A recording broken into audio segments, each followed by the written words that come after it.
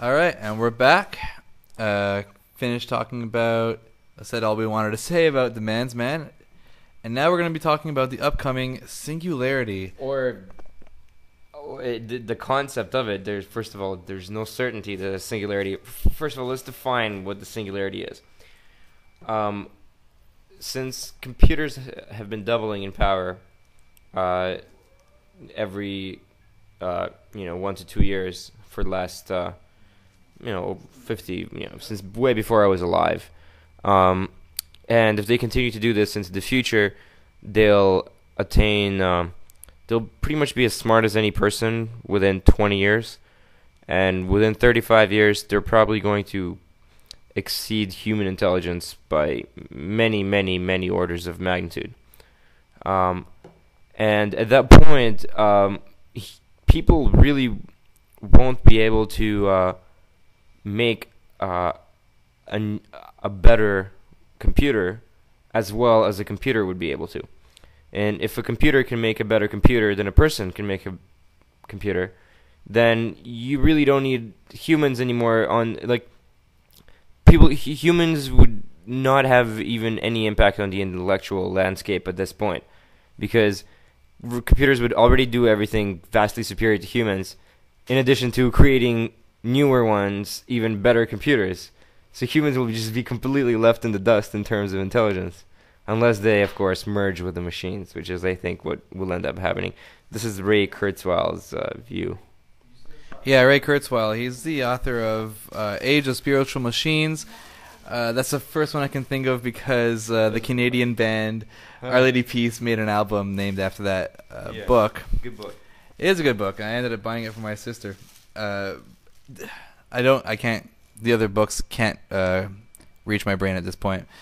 But a very smart man, estimating by the year 2029 that this will all happen when we have computers trillions and trillions of times. He says that, okay, this is specifically what he says. He says, right now it's 2009. He says, 2019, we'll have a computer that is powerful enough to simulate the entire brain, but we just won't have the right model to give it yet. And by 2029, we'll have the right model and the right hardware, easily. So at that point, we'll pass the Turing test, which is if you have two people talking to you and you have to guess which one is the robot, and each time you guess wrong, then the robot has passed the Turing test. So this is 2029, but he predicts that the singularity will happen 2045, which he says at that point they will be trillions of times superior to us. I missed that last date, 2045. That's right. Yeah. And we're talking trillions and trillions of times. I don't even. First of all, I can't imagine to count to a trillion. I don't know how long that would even take. Trillions of trillions. I don't think I can wrap my brain around just yet. But that is, mind-boggling and stupefying. Yeah. If I say so. Yeah. So almost everything that we hold dear today will be completely irrelevant. For example, like we consider dying to be this big thing, but if you can just scan your brain with perfect resolution and you could make a copy of yourself every morning, then if you happen to die, you just restore your body with tissue engineering because you'll have molecular assemblers. Things that today we consider to be complete science fiction and even far beyond what our science fiction currently is will become mundane and commonplace. Yeah, in fact, it'll be ridiculous. Apparently, eventually, if your food replicator stops working. And I can't. Why are you so cranky today? Replicator's broken. It's like, oh, don't worry, I'll replicate your replicator right now. Oh, thank you. Exactly. And, oh my gosh, it's so funny. Even lately, just sitting in business meetings. And then I'm thinking, well, I'll live to see the day when this will be ridiculous to most and many people. Mm-hmm. It's astonishing. Hopefully, and willing that I'm healthy enough. But by then, I imagine health would be irrelevant. Yeah. I've seen this concept of the life expectancy escape velocity, where if right now per year we're gaining a certain amount of life expectancy, I think it's like 2 months a year or something. But if we extrapolate that, and if we can increase our life expectancy by more than a year per year, which shouldn't be hard since now medicine has through genomics and other sciences has become an information science. Medicine is also now doubling in capability every year or so.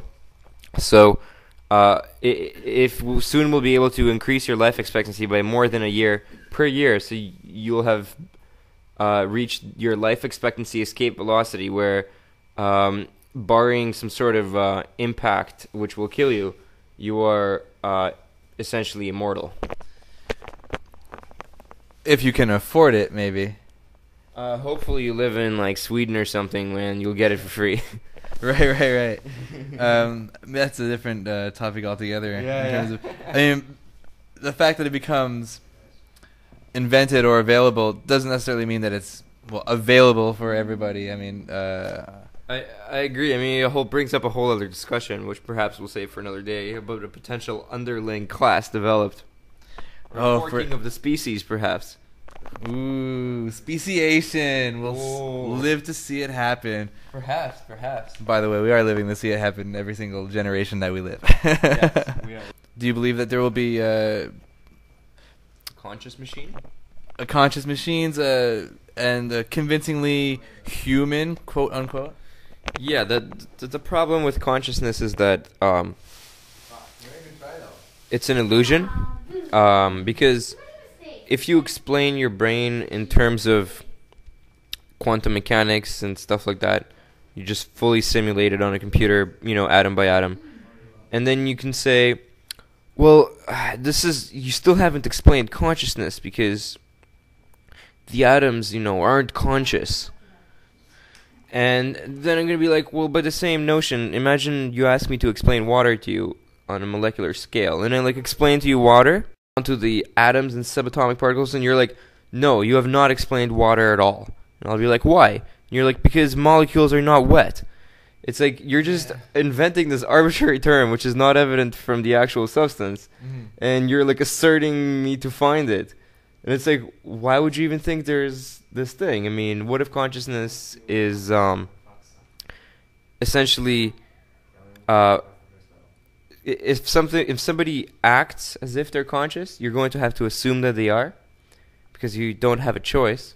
It's just how we're built, and you're going to go with it. In fact, if you look at today, people already commit suicide and stuff over video games. Right. There's already people who are so committed to these things. Just expand the circle, and slowly but surely it will expand and include just about everybody, unless you're a renegade or something. Yeah, no, you're totally right. So, but basically, you're saying that consciousness is really it's like the illusion created by the coalition inside my brain of all the different forces. Yeah, another way of saying it is that it's emergent. For example, if you look at how fish swim, they swim these intricate schools, but nobody's driving the school.